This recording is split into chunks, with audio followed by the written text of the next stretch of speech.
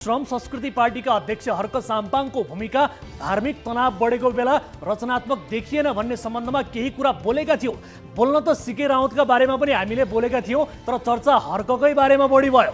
दलहरूमाथि प्रश्न उठाउने हाम्रो धर्म थियो। प्रश्नको जवाब साम्पाङले 9.5 मिनेटको भिडियोमा दिनुभएको छ, जसमा उहाँले कसले कति पैसा दिएर मलाई प्रश्न गरेको भन्ने प्रश्न 5 पटक र आफ्नो इन्टरभ्यु लिन आउनु भनेर 5 पटक भन्नुभएको छ।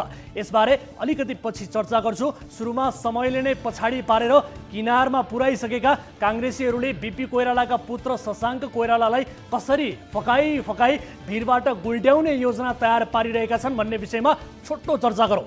नेपाली काङ्ग्रेसको गगन थापा विरोधी गुटले शशाङ्क कोइरालालाई नेता छानेर साउन 29 देखि 31 सम्म राष्ट्रिय भेला गर्दैछ। बीपीले नेपालमा प्रजातन्त्र, राजसंस्था र लोकतान्त्रिक मूल्य मान्यताका लागि एउटा मार्गचित्र खडा गरेर जानुभयो। बीपीका छोरा शशाङ्कले चाहिँ